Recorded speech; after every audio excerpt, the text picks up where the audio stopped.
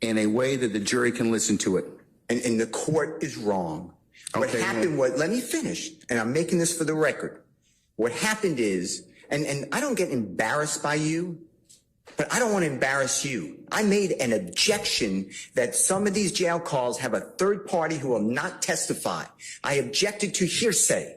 The state said it explains the effect. Okay, let me finish. Which call? Which call? These calls, as you... Okay, well then why aren't we taking them up beforehand? The state just said, just now, these are the 3 additional calls that they want to introduce. All right, well, then here's your response. I'm going to give you an acceptable response. Well, I'm going to make my motion. Huh? I need to make my motion. Judge? I'm going to share that entire clip. It is so juicy, so delicious, so absolutement. You're going to absolutely love it. But I got some updated news for you today. A lot of motions were decided today by the new judge. That was Judge Suge Knight Glanville. I kind of miss him a little bit just because of all the drama, to be honest with you. But Judge Whitaker, who is the new judge, just ruled on some of the motions that the defense brought up, the prosecution brought up. So we're going to go through that. And then check this out. So this was filed today. This is Brian Steele, who you just saw, Young Thug's attorney, who filed this motion for jury instruction on how he thinks the jury, it's 1 page long, I'm going to go through it. It's literally his instructions on what he feels the jury should take into account moving forward. But first, so the judge has denied the motion for Brian Steele requesting that the prosecution team be completely dismissed from the case. She denied that motion. She denied the motion for certificate of immediate review. Denied that motion. She denied the motion for the inclusion of the demurrer, the general demurrer. It was a plea motion for young Thug Williams. So she denied that. She's literally denied. I mean, she has taken over this case with full-fledged force. She's essentially denied every single motion except for one, everybody. And the one that she has yet to rule on is the motion to rule this as a complete mistrial with no double jeopardy, with bias, which essentially means this case cannot be tried again.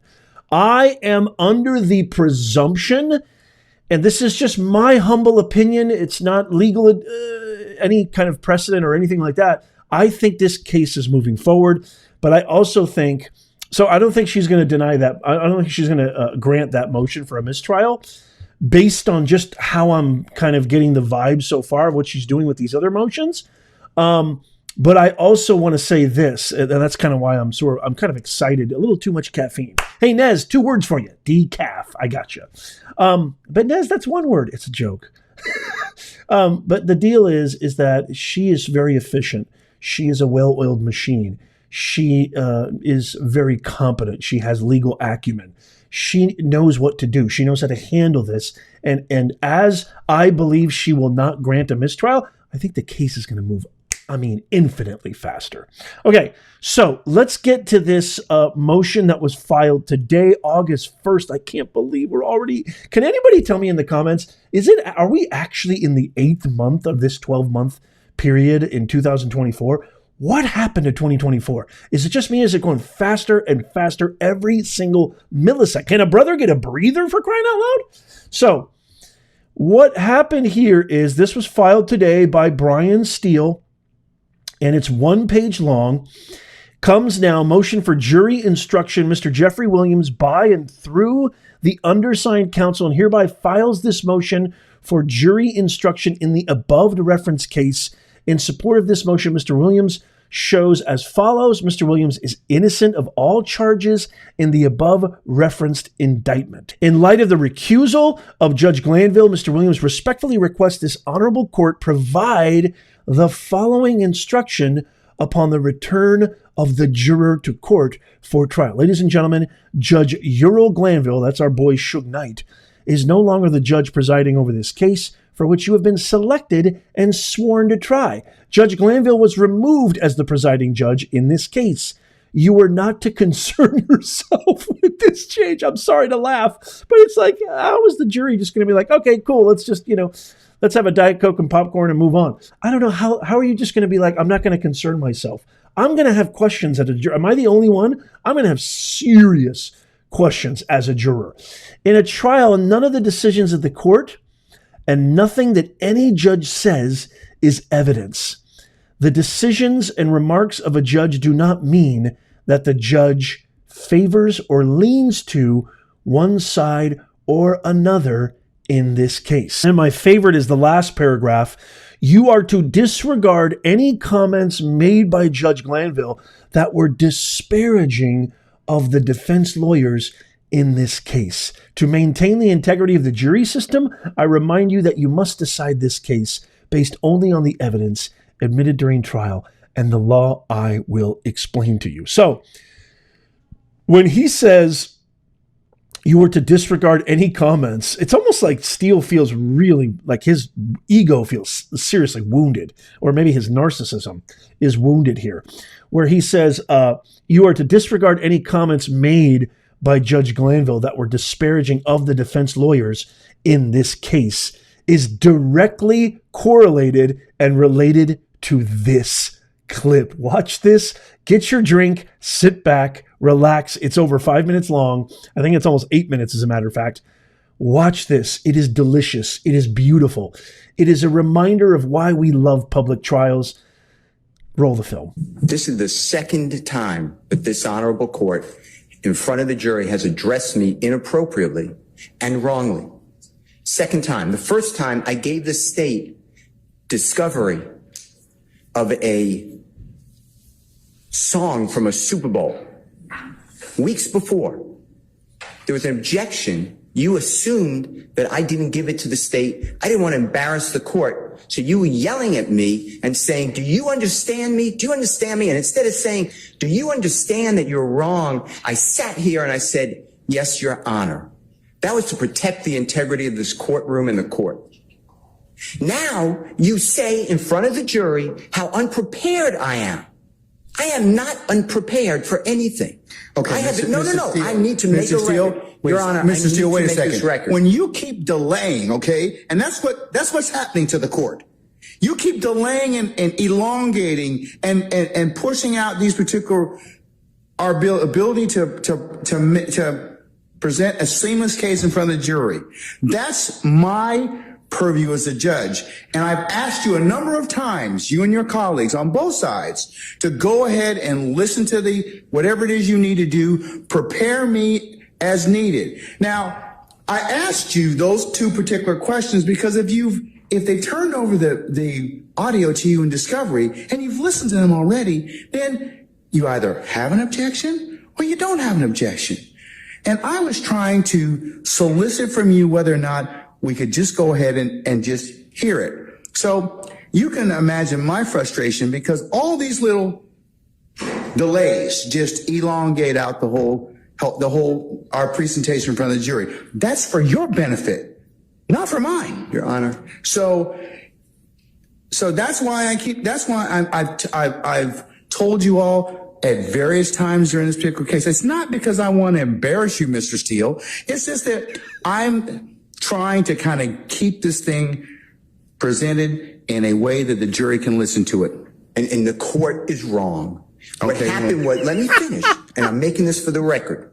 What happened is, and I don't get embarrassed by you, but I don't want to embarrass you. I made an objection that some of these jail calls have a third party who will not testify.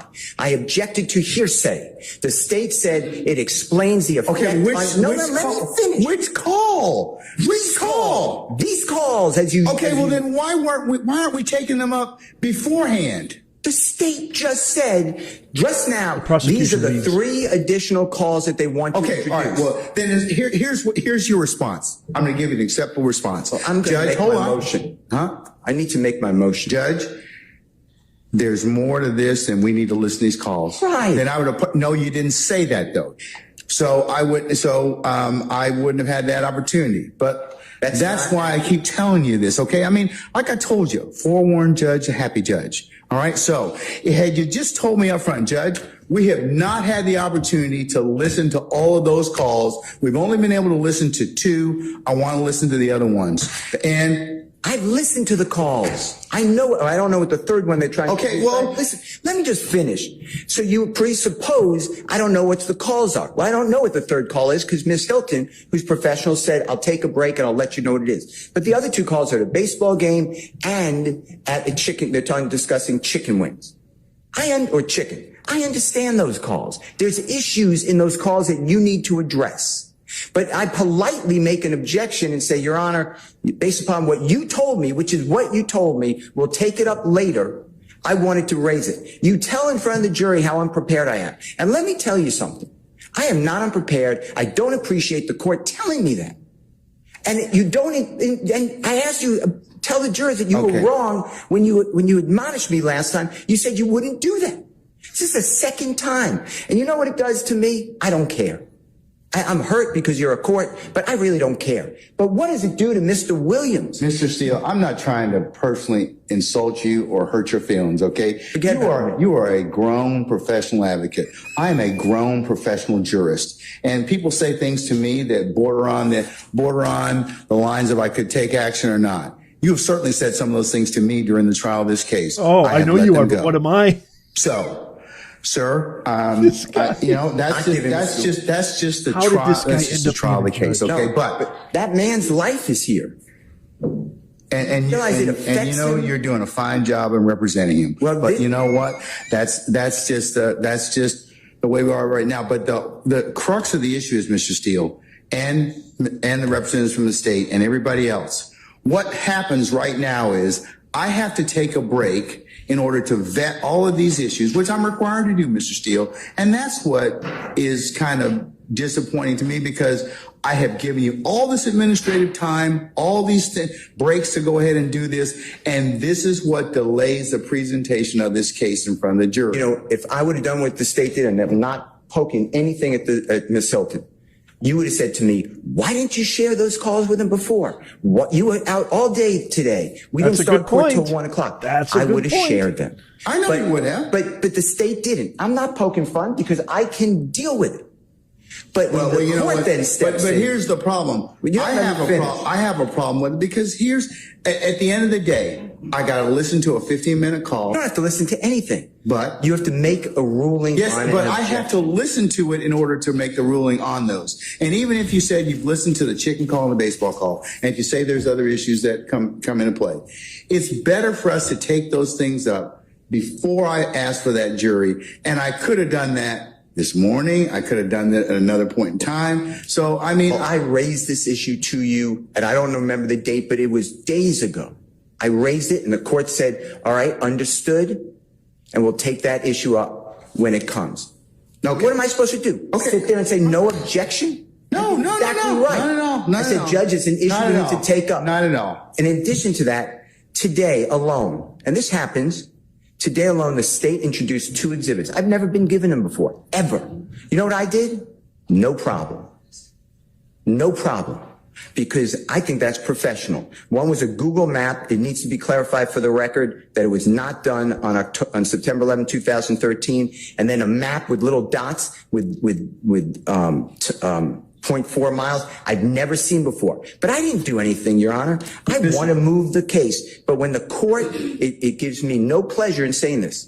I believe that this honorable court is biased against Mr. Williams and or his counsel. And I ask you to consider recusing yourself or don't do this again to me. This is inappropriate to me. I respect you, but what am I supposed to do? Sit there while you do this? I didn't do anything wrong. I did exactly what you teach me to do and the courts teach me to do. But instead, no, I got to finish this.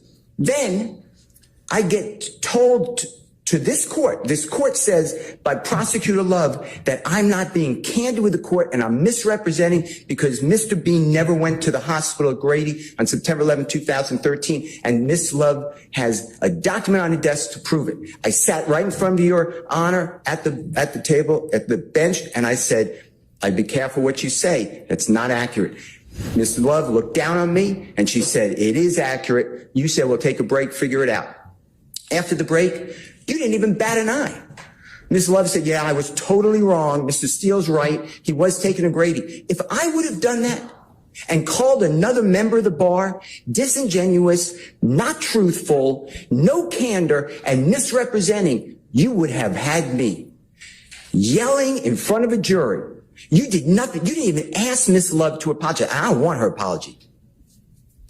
I don't care about Ms. Love, but I care about the court. Wow. If you're like me and you miss those kind of fireworks, let me know in the comments. But it is now August 1st, and these are the instructions to the jury.